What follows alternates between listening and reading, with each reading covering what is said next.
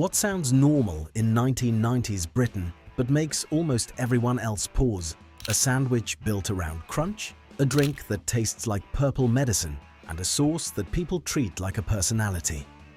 Three places proved it was normal: the school bag, the corner shop, and the living room floor in front of the TV. Most of these foods weren't designed to be impressive. They were designed to be cheap, portable, and repeatable. The weird part isn't the ingredients, it's the confidence. Britain ate these like they were universal truths.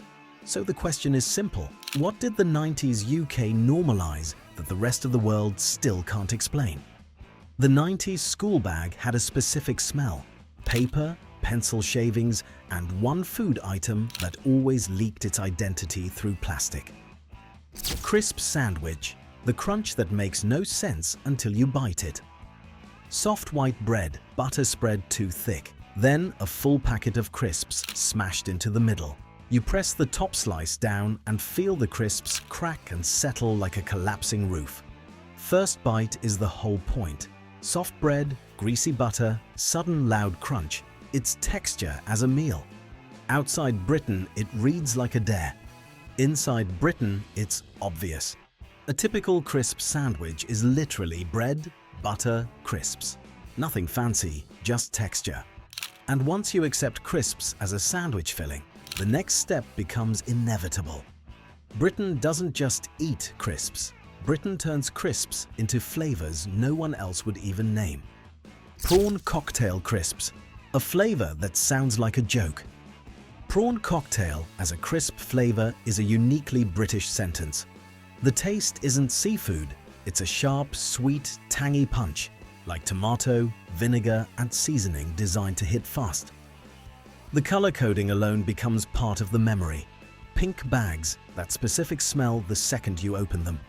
Walker's lists prawn cocktail as a core flavor in its main crisp range, which tells you how normal it is in the UK.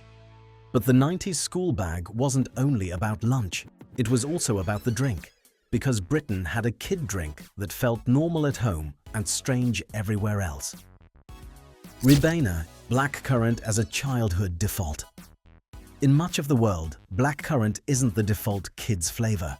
In Britain it was. Ribena is a British blackcurrant-based drink, often a concentrate designed to be mixed with water, so it becomes routine. Dilute it, pour it, pack it. That flavor sits in the British memory like a color. Deep purple, sweet, slightly sharp, instantly recognizable. Then you leave school and hit the corner shop, where the real UK-only behavior shows up, spending coins on snacks that feel like meals. Corner shops in the 90s were a small economy. Kids learned prices, deals, and loyalty, one brand at a time. Space Raiders, 10-pence aliens that tasted like beef seasoning. Space Raiders were introduced in 1987 and launched at a 10-pence price point, which is exactly why they became pocket money culture through the 90s. Alien shapes, intense seasoning, and that dry corn snack texture that coats your mouth and demands a drink.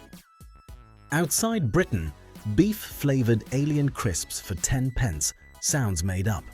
In a UK corner shop, it was Tuesday. Pickled onion monster munch. A flavor that doesn't travel well.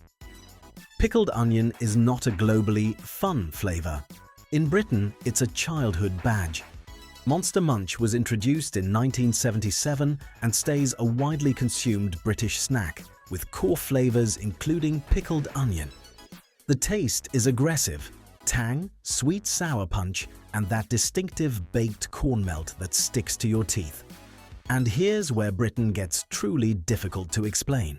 Because the UK didn't just keep strange flavors, it kept strange sauces too. Salad cream, the national condiment that refuses to be mayo. Salad cream tastes like mayonnaise's sharper cousin, lighter, tangier, more vinegary, slightly mustardy. It's so culturally specific that Heinz considered discontinuing it in the 1990s.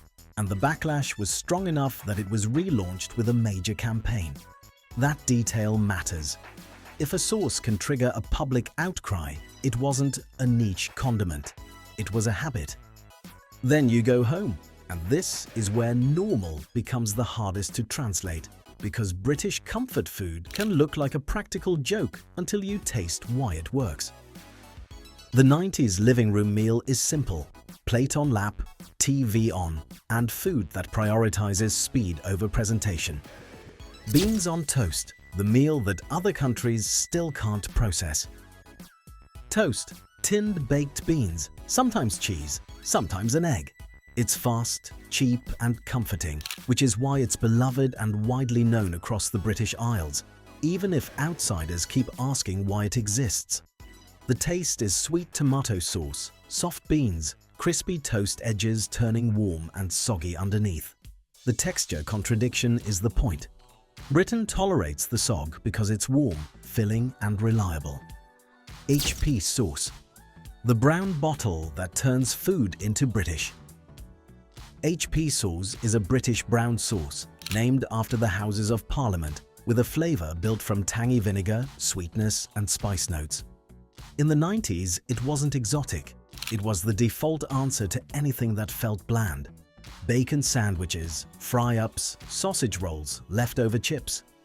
Outside the UK, people taste it and can't place it. Inside the UK, people don't place it, they apply it. Britain didn't just have foods, it had systems. These foods look random until you line them up, then the rule appears in threes.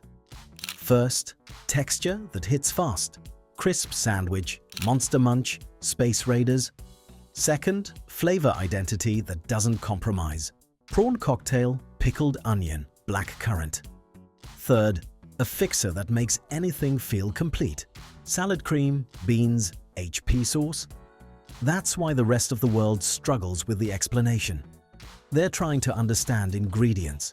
The UK was running routines. If this just unlocked a memory, hit like and subscribe. Send this to the friend you used to share snacks with, the one who always had crisps for a sandwich or thought pickled onion was a personality trait. Drop it in your old school group chat and watch what happens. Someone will say Ribena, someone will say beans on toast, and one person will swear salad cream nearly got cancelled, then argue about it like it matters.